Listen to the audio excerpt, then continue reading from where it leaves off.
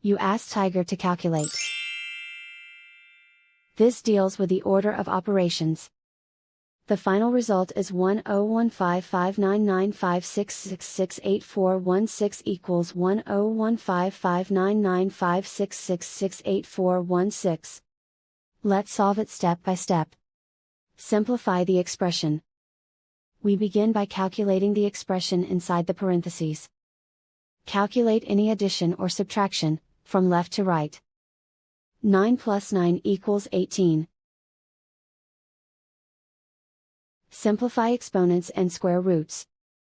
36 to the power of 9 equals 1015599566. 6 to the power of 18 equals 10155995666841. And so the final result is 10155995666841 equals 10155995666841.